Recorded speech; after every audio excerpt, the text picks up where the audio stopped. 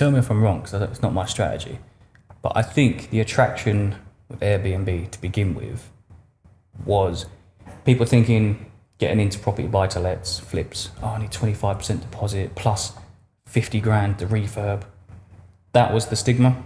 So Airbnb wasn't much to get into and start. It was like a lower level entry. But I think that was the attraction before. Now I think the attraction is, yes, we're making a lot of money from Airbnb. So, how did you do that? As well as, you know what, it doesn't take too much to get into, as much as what people think is a buy-to-let. That's where I tried to spin it as well. So I used to take people from SAs, rent-to-rents, and I know why they do it. So why do you do rent-to-rent?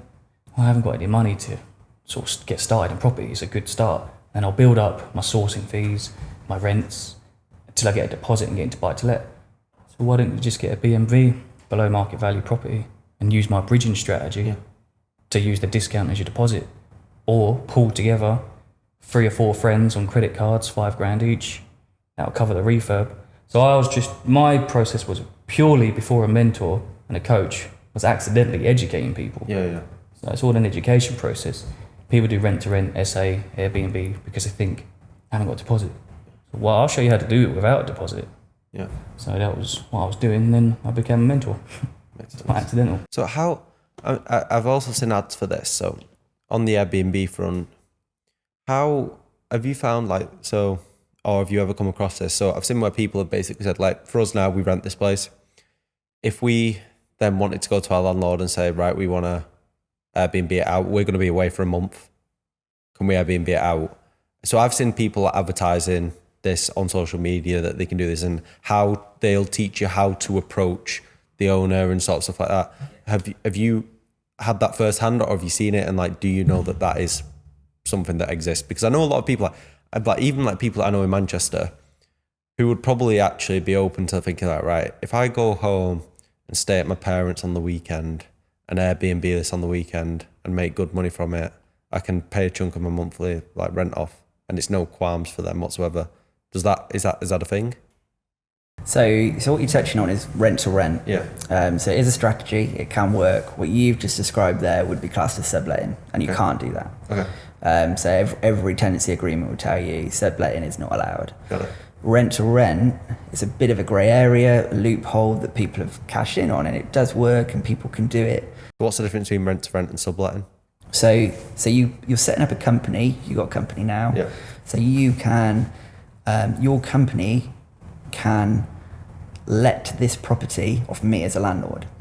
And then you can let it to other people as a serviced accommodation. So as a company, you're allowed to do it. And as a landlord, I might agree to that for 3 to 5 years, because I'm looking for that passive life that Rob touched on before, which is, I might not even live here anymore. You know, I just want to know that you're going to give me my 700, 800 quid a month. I don't need to worry about those changeovers, the management. You're going to take care of that. You're going to look after it, keep it in good nick. And you can make yourself a little bit of return as well, because you'll be paying me, but you can, as an Airbnb, you might be able to rent it out for a little bit more, and you can take the difference. So that's how people do it. You don't need tons of money to do that. People are massively going there at the moment in terms of creating some good cash flow. I would say, like what Rob was saying before, is always time bound though, because you're agreeing contracts for 3 to 5 years. So it's not creating that long-term wealth that you might associate with property. It's like another way of cash flow spinning. Got it. Just a heads up as well. People do that with rent to SA, rent to HMO, rent to rent. So it's not just rent to rent. There's a few more things that go with it. So you might take a property that you know is set up to be a HMO. You know, it's kind of got all the bells and whistles. And you can just go in there and go, right, I'll give you 1,500 quid a month for this, landlord, guaranteed. And he'll go, yeah, cool. Next 5 years or whatever. Next 5 years. But you've already done your research, and you know you might get 2,200 for that. And you can cream the difference out. Got it. Makes sense. Yeah. It's a problem solution. Landlords has a problem. So, I can't be bothered with 6 of these rooms, 7 of these rooms. Sometimes it's empty, sometimes it's not. Someone comes along with a solution like Phil or yourself and say, well, I'll give you £1,500 every month. the next 5 years. And Yeah, I okay. handle the hassle. Well, I'm going to go to Marbella then for £1,500 Yeah, a yeah. month and mess around there. You're happy, you're putting in the work, but Yeah, you're yeah. getting rewarded for that, the extra £700 a month. Yeah. So it's... A lot of our marketing, like people think, oh, I'm going to come in and make thousands, but it's like when they actually join and they don't make 1,000 on day one, it's like, yeah, like we're not going to hand you £1,000 on a silver platter. You've got to do something. But if you do it and literally use our tried and tested process, you are going to make well, and this is what this is one of the things that like people say of Amazon. Amazon's not a get rich quick scheme. However, it's one of the fastest ways to accumulate wealth, especially if you're doing that wholesale, like what I mentioned to you earlier. That guy, within 6 months, he hit 6 figures on sales on Amazon. That's like 20% ROI. Within 18 months from £3,000 starting off, he crashed it. So the main guy who runs our Amazon crashed his car, got £3,000 like payout from insurance, started off with that. Within 18 months, he'd done 7 figures on Amazon. And then he's taken home like obviously over 200k a year. Like, and it's just like, you can't go into a corporate job and go from, let's say a benchmark, let's say starting salary of 18, 20 grand and expect to be on 200 grand within 18 months. It's just not going to happen. But if you're willing to put some work in and actually do something more than most people, like you're not willing to just stick to traditional means, that it's right there in front of you. And that's what this is like as well. Maybe not, I don't know, maybe it's not as quick to accumulate wealth, but you can, like I said, Amazon is quick. This is long term. Your future's secured. There's stats with property everywhere. Yeah. And there's trends that go back a couple of 100 years that make it safe investment. Yeah. Everyone will tell you that. Yeah. 95% of millionaires invest in property. Yeah. And we had that exact topic before the podcast where the last couple of guests that come on, they've been like, oh yeah, my girlfriend's dad is really, really wealthy. My dad does this, he's really wealthy. And then everyone's answer, property. They're all in property. And this is why I said I want to get into it. Like it seems to be the thing that, it seems to be where the smart money goes. And over the long term, every 10 to 15 years, you can track this back, land registry records and all that sort of stuff. Every house doubles all over the country. Average house price doubles every 10 to 15 years. Yeah. That's not doing anything smart, not doing anything clever, just buying a house. Yeah. So if you start adding some clever bits around the edges, like turning money around, buying multiple houses in a short period of time, even more money on the way up. Yeah, then you can get 5, 6 doubles. Yeah. And then all of a sudden, that's where the big clear. money. Yeah, the clear. Yeah. Makes sense. So on that topic, we want to go into your guys' biggest wins. Doesn't necessarily have to be financial. We can talk about other stuff that you've gained from it, whether that be a good contact that's then become really valuable. But since you've been in the game, what's your biggest win been? So for me, I've got a deal going through at the moment I wanted to talk about. So I got this 2-bed house in Bristol. Yep. It's been valued at 180,000, but it's got I've purchased it at 180,000. But it's got a valuation of 230,000. It's 50 grand going straight into the deal, straight away. So at the point of buying it, the day I pick up the keys, I can refinance and pull all my money back out straight away. So did you put 50k deposit down? No, so using Rob's bridging strategy, we've had to put in 35 grand for this. Okay. 35 grand will cover legal costs, stamp duty, deposit, all of that sort of stuff. The 35 grand will pop back out the day the refinance comes through. So the way I look at that, that's a house that going to earn me a rental for the rest of my life. I'm actually going to Airbnb it as well. So we haven't got the full numbers yet in terms of what that looks like. But in terms of cash, all my cash will be back in the pocket within 2 months of purchase. And then if I was just to rent it on the normal market, it would probably cash flow about £700 per month. So is this and correct me if I'm wrong, but is this with a deal like this, it's not actually costing you anything? Once you've got that money back in your the money's coming back into your pocket, isn't it? So you're not at an outlay at 6 months down the line, are you?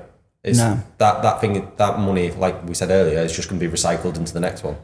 Yeah, so it would be tied up for a period, but I think the biggest misconception, this is maybe the old school way of thinking, that you'll just put that money into property and maybe you might sell it one day when you're older. Like what we're doing here is we're refinancing really quickly, maybe 2 months, 4 months, 6 months, whatever, to pull that money back out. You might not get all the money every time, but you'll get a good chunk every single time, as long as your numbers work. But in this particular deal, I'm going to get everything. Potentially, if we get the valuation right, we might even make money. I'll end up with a house, profit, and rental income every single year. And it's just crazy. Edge of Bristol, it's a big city. It's always going to do well for house prices. So yeah. Do you ever flip houses? Like, are you buying them? That's me. Yeah, refurbishing it and then selling them straight away. So is that what you've done? Yeah, the backup is refinance. Yeah. So that way you might get a bit stuck in it on the refinance. With Phil's one, and you're welcome, by the way, for that, he's going to pull all his money out. But sometimes you can get 10 to 15 grand stuck in it. Yeah. You got to get your head around how much are you happy to leave in that deal. Yeah. The thing is, this all comes back down to leverage. If I've made 50 over here, and I know the next 5 I do, I'm going to leave 10 in each one on the refinance. If I was doing that strategy, that's fine because I've made 50 here on a flip. Yeah. So I get 10 stuck, no problem. If that was hard-earned savings or money from your 9 to 5, your blood, sweat and tears for 10 years to get 10 grand and then you go and get it stuck in a buy-to-let, it's not the best way to leverage your money. But if you flip it, make money here, then get it stuck, knowing that you're going to do it, you've got your head around it, well, that's fine. Up to you if you stop on 5. Sell the 5th one, get that 10 out, and the equity that you've just made as well. So now you've got another 50 to keep going. So you're doing 2 strategies there. You're diversifying and combining. You're building your portfolio, but you're also doing the flip strategy. I flip everything. I love the money, I love the cash. I should save some. But with Phil, he keeps his properties. I get rid of mine. Got it. A lot of my clients come to me and they want to escape the job. Yeah. That's probably 90% of people that come to me ask me, to help them do that through property. If you do that, if you just pile cash, doesn't really help you pay the bills. It can do, but long term, it doesn't help you. The flipping piles cash, keeping the property is where you get the cash flow. So that will help you replace the income at some point. And, it's slower than people always want to do. I think a combination of both is perfect. Yeah. Pretty much, elaborating on what Rob's saying there. 2 lanes, keep one, sell one, keep one, sell one. Yeah, slow's no good for me. Yeah. I want to get there. And again, this just comes down to people's preferences. This is the perfect example where 2 guys who are both successful in the game, you've got completely different outlooks on it and work going at different rates. The other thing as well, just in case you haven't thought to ask it, is for you and the viewers, that 50 that we're talking about recycling, that could come from anywhere. That can come from 2 investors at 25 each. So this is as well, this is what you teach, isn't it? Like, so with people, a lot of people listening probably don't have 50 grand lying around. Yeah. So you teach people how to get that 50 grand, don't you? Yeah. And that's where the value in the course is as well. Yeah. Because it's not even for me, when we had our first meeting in Birmingham a couple of weeks ago, I didn't even know that was a thing. So I'm going to bet that at least 50% of listeners didn't know that was a thing either. Yeah. So it's all great talking about. You might lose a lot of viewers because all of a sudden they hear, I know you've got to put a lot of money in and I know you've got to start with a lot of money. No, you don't. Yeah. That 50 can come from anywhere. Family, friends, all of you pooling together for that deposit. Yeah. And I wouldn't suggest, everyone's different, but I wouldn't suggest probably doing a buy-to-let on your first one. Yeah. Build that cash pot. So get in, get your money, flip the property, add the value, take the money out, double if you can, or get your 20% ROI. Get a profit and start building that cash pot. Yeah. Not because cash is king and all of that, but it allows the momentum to build. Yeah. So I always say, depending on who I'm talking to, don't get stuck on your first deal. I'd say flip it so you can get another one. Yep. Maybe on your 3rd or 4th one, 5th, keep it because you've still got enough to keep going. Yeah. And again, you got to keep going, working your way backwards. At 50, it could not only be 50, it could be 40. Phil's case on that one was 35. Yeah. But he's going to get all of that back. Yeah. So you could borrow that from grandparents for 35. For say, look, mum and dad, can I borrow it? Yeah. For 6 months, 9 months. Can you go to banks and ask for this or not? Grey area. Bridging, yeah, it's as long as you can prove where it's come from. You can't. I've done a talk on this actually. You can't use banks' money to buy. You can get 100% finance, not 100% mortgage. Two different things. So if you're struggling with the money to do the property up, I just use credit cards, personal loan. I was going to buy a car with it, change my mind. Yeah. But the banks really, if you go and spend that money, that personal loan or that credit card on a holiday, it's a debt. They should be grateful that you're using it on an asset to make money, then you're paying it back. Yeah. Always pay it back. Cause when you were talking about like that process of getting your first one, flipping it, then you were saying get 2, 3, 4, then do it buy to rent or whatever. Yeah. What's the time scale on that? Like, how long is someone going to have to be doing this before they can get to that point? What, the keeping part? Yeah. Depends how they start. I mean, you could get a place, right time. I got that place for 48. Didn't put any of my money in. I used investors' money, giving them all a great return on their money. I'll keep some of the profit out of that. I'll just go again the next one. Let's say I made 30 out of that. I could go get the next one now at 250. Yeah. Starting at 50, 48, I think it was. Now I'm climbing up the ladder to 230. So how long would it take you to actually get to a point where you were in that chain of maybe 4 or 5 properties done? Like, is there an average timeline, a typical rate you work at? Couple of years. Couple of years. Yeah, the way I do it, probably do 3 or 4 a year. But if I was doing it, I'd raise so much money here, get so many deals. I mean, I did like 70 in 1 year. I get shy. Deals. I know I get shy about saying it, but in about 13 months, I've done like 72 flips. Jesus Christ. That's why I look so tired now. So you put the graft in. That's everywhere. Yeah. But you got some finishing, some starting, Yeah. some in the middle, weeks away.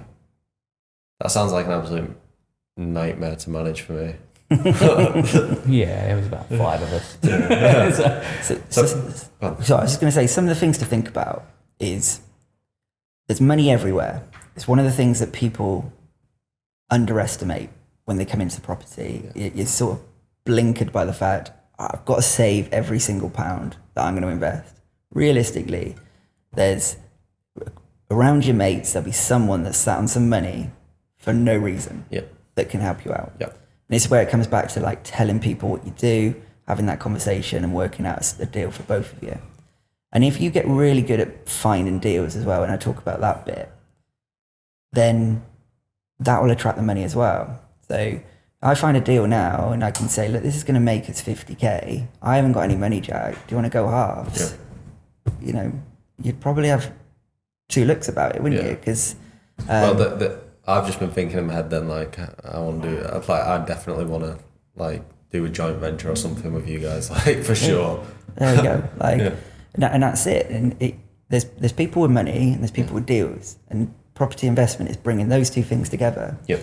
And if you haven't got the money, you need to get really good at finding deals. Yeah. Or at least structuring the deals. And I think that's where the finance piece comes into it as well. And that's what I've learned loads of Robbie is because I was still looking at it like I think I needed like this level of money going into deals. Robbie's like taking it down a couple of notches because he's going, well, if you take that out and take that in, then you can go, right, now I can take on 2 or 3 deals with the money that I had.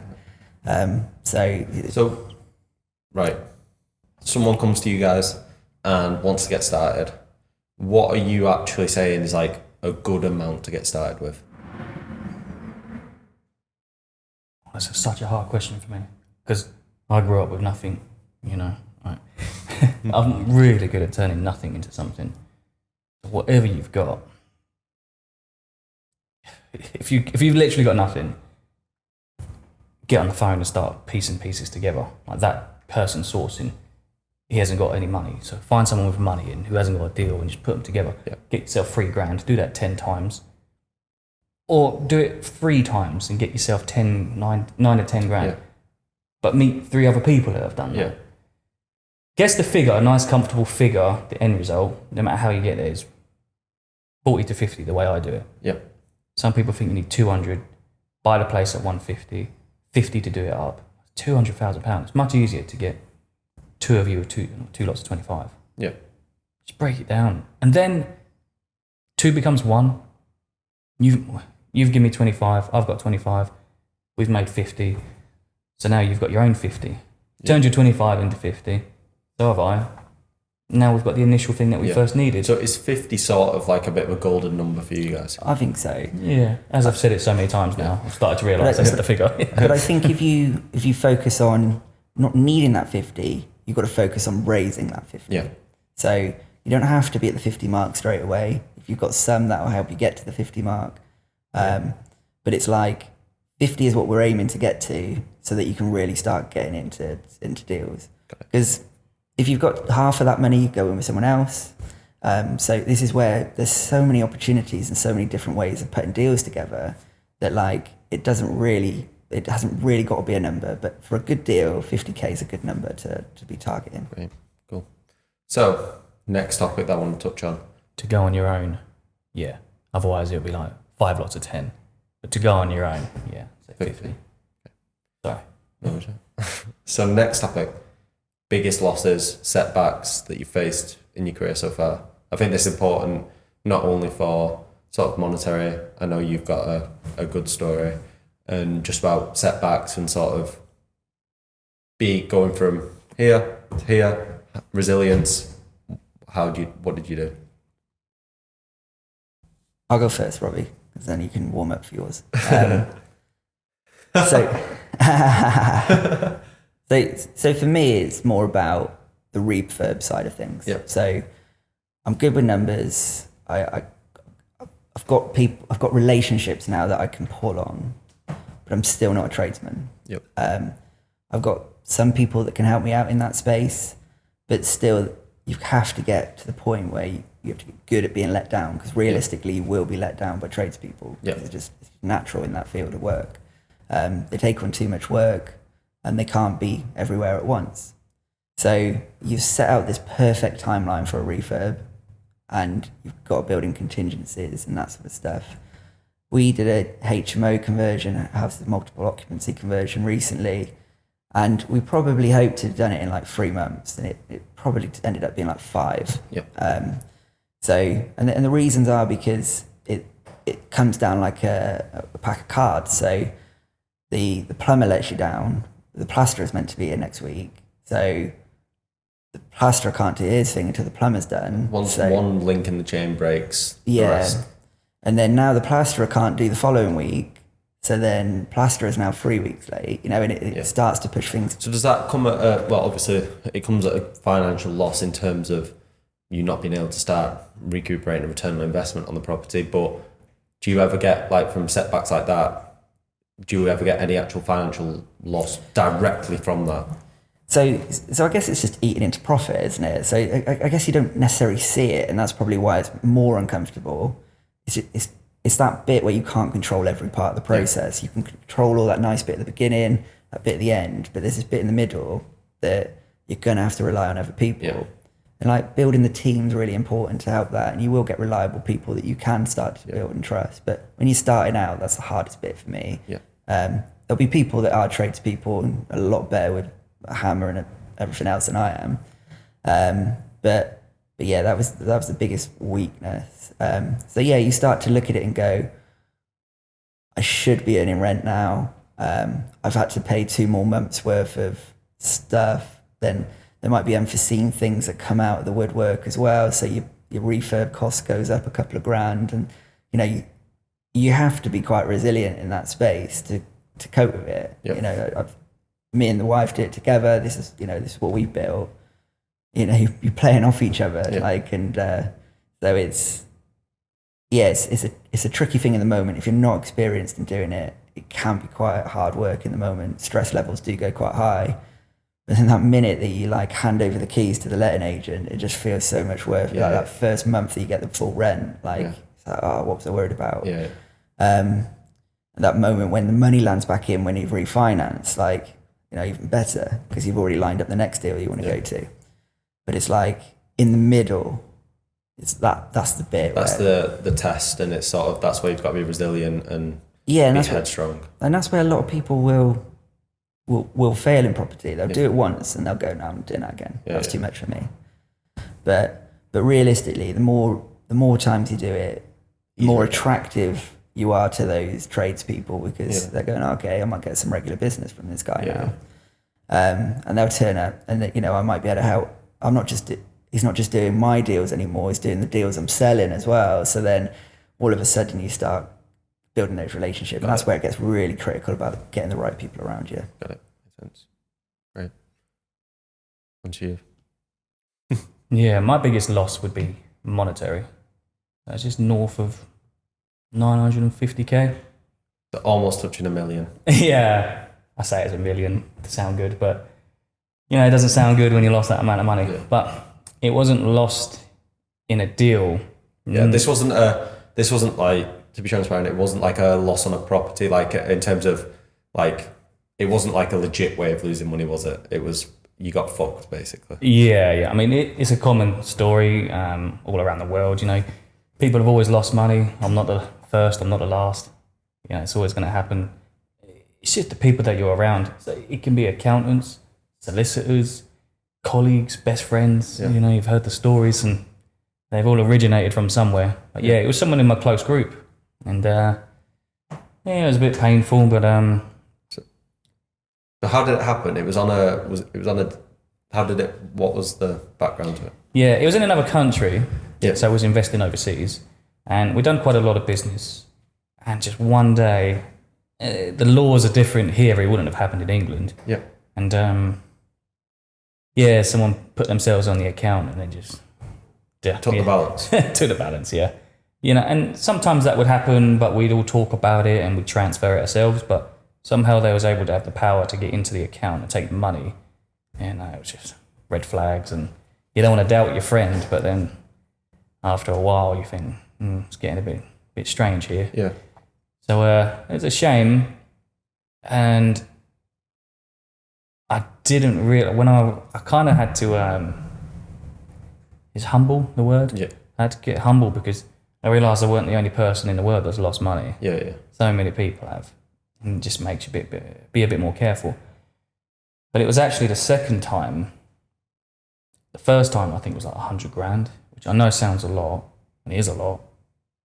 But compared to like 970, 950, I couldn't even imagine being in that situation. Like my head wowould completely go. How after doing that, what was your next steps? What did you do? Back to the whiteboard, just go and make it again. But it was because I learned the lessons from the 100. Yeah. When the 100 went, that was a panic. Yeah. What am I going to do in my life? What if that doesn't come back? How am I? Where'd you go? I'm still speechless now. Yeah. I'm remembering the feelings. But actually, you get so much more intelligent, so much stronger, so much smarter. You have to remind yourself that you're still that person that made it. Yeah. And which is why I got to the next level. Yeah. And if I would have kept it in England, it would have never happened. But that's different laws, different rules, and you've got to learn from it. But I already had the mental capacity, the strength. Yeah. I'd already been, the experience is the word, I guess. I already had the experience of, rather than focusing on that money that's been stolen, let's just go make it again. Let's just go do it again. The 100 was the scary part because it was the first time. Yeah. Got smarter, got stronger, got to the next level, happened again. And then you just make it again. Yeah. And that's when you dig deep as well, because I've realised there's a lot of people that have made, and it could be the wrong deal, it could be, again, the wrong person.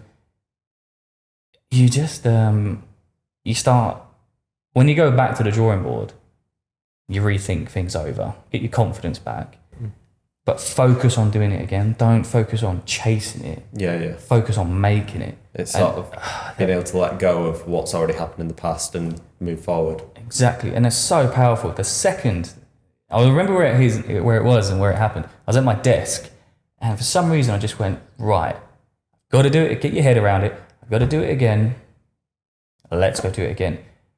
Instantly, my shoulders relaxed. I went, the journey. And all these sayings and all these motivational quotes that you think are just quotes have actually originated from somewhere. And they start making sense. So when it's the journey, not the destination, I was like, oh yeah, whatever. But then I started realizing I'm in a journey. This is a journey. I'm becoming stronger in the journey. I was like, okay, I get that now. And I think it was Jim Rohn as well, a motivational speaker. If you put 20 people, millionaires, take all their money away, put them in a room, and they've take all their money away, in a year they'll have it all back again. You know, money's just the mindset and experience. And all that starts making sense. And you think, oh yeah, money's looking for a good home to stay. So you build yourself out towards it, and it comes to you. So rather than you chasing it, you have to work on yourself, and then it comes to you. And straight back to working on myself. And how long ago was that? You know, it's all a blur. It's 5 years ago. 5 years ago. And then we had the COVID. I probably would have been back a lot sooner if it weren't for COVID. But yeah, crazy life. But you're back on the path now. Yeah, watching the company I keep. Never going abroad again. No, I'll do it again. And you just got to be careful. Extra care. I was a young lad. You know, it's a lot of money. You think you know it all. You trust too many people. Always safeguard yourself. Trust them, but safeguard yourself. I've learned that for sure, massively already. Like at my age, like we've had so many stuff. Like I'm young, and I feel like I've had a couple of times where I've been probably fucked over. Like I've felt that way. And like it's just taught me to never ever let myself be vulnerable ever again. And I think everyone, it's going to happen to everyone once, twice, and then it's probably one of the most important things to learn, because there is always going to be someone who's going to take advantage of someone who's new coming into the game, and then you know that to never ever let it happen again. Almost like it's going to happen. I was going to give any advice. It's going to happen. Just try not to let it be such an amount. Where you're vulnerable. When it does happen, don't switch off and sit and lick your wounds for the next 5 years. Actually, straight back to it. You can do it. Like that's the mentality you've got to have. I've seen people bring in £50,000 a month. Somehow, whatever happened, that month hasn't came in because someone's done something naughty, an employee or something, and then they miss the next month for the 50 because they're trying to get that back. If you literally just ignored it, you've made that back the next month. Focusing on the wrong things. The energy goes where your focus flows. Or energy flows where your energy goes. I can't remember what I'm saying. It's wrong. What is that? It's Tony Robbins saying, isn't it? No idea. Wherever your focus goes, that's where your energy flows. If you're focusing on the gym, that's where your energy is going to go. If you're focusing on your wallet, that's where your energy is going to go. One next thing that I want to touch on is the recession. So we like I get emailed every single day, like cost of living crisis, recession's coming, blah, blah, blah, like all this sort of like scaremongering. Is that going to impact what you're doing in property? So a bit of context, I was literally watching a video this morning where some guy was saying property prices like aren't going to hold, like, and the data supports that they're not going to hold, saying like the interest rates are going up. I think it was 20%, 27% of mortgage products have been removed from the market. So not as many people are able to get a mortgage now. Interest rates going up, people are suffering. What do you think is going to happen with prices, and do you think it's going to have a negative impact on what you guys do? So I'll go. I think the media will always stir this sort of negative energy. Always. If you take just the last few years, for example, Brexit was going to basically finish us all. Then COVID was going to finish us all. And actually what we saw from both of those things, house prices went up, both of them. So you have to realise that economists will make these things, these predictions, and they'll be wrong. But when they make the right one, they'll be like, I told you. So the thing with property is focus on the long game. You won't lose. Focus on the long game. Recession brings opportunities. So people, it's not a negative thing if you're in it, because it means more people are selling. Discounts are good. Everything we've just been talking about, there'll be more of that. It's probably more risky in I'm going to try and do all the flips, because if something does tumble at some point, then you might lose some of your profit. But if you're protecting yourself with some of these discounts up front, it's got to come down quite a bit for you to start going into the red. Yeah. So basically, the people that are getting the discounts, these are the people that shouldn't really be worrying as much. I don't think so. So if you buy things at below market value, you've protected yourself. Yeah. How far are things going to come down? In the last recession, 2008, things came down 15, 16%. Well, I just told you I bought a property 20% plus less than the market value, and we're in a boom at the moment. Yeah. So God knows what you get hold of during a recession. Yeah. So it's just about doing things right, checking the numbers, and just having multiple exits. So we talk about this, you go in, you think it's a flip, you're basically focusing on selling it. If you can't sell it, you'll keep it. If you can afford to, ride the next couple of years until the recession comes out, then you'll still be all right, because house prices will recover. We know that because it's a trend. It shows that for 200 years. So my own view is, I think we're still a few years away from a downturn. Yep. I think there's signs that we're getting close to the top. I still don't think we're there. There's always people that connect things with how stocks and shares are doing with house prices. Yeah. That's not always completely linked, because again, we saw that during. So we had a recession during COVID. It actually happened. Mm-hmm. So the economy shrank. That's what recession means. House prices still went up, and stocks and shares went through the roof as well. So they're not always in sync like everybody thinks. So recession means the economy will shrink. That will probably happen. Will house prices come with it? I don't think so yet. I think we're 3 years away. Yeah, you can't dictate to the market what to do. Just looking at the camera. You can't dictate to the market. You can't tell you what to do. You just got to react with what's going on. And the way that you react is selecting a strategy that suits what's going on. Yeah. So keep, sell. I'd suggest now just make hay while the sun's shining. So I'm flipping properties all the time. And recession, I like the way Phil said it. He said it better. He said opportunities, but recession just means a sale to me. Yeah. When times get tough, the rich buy property.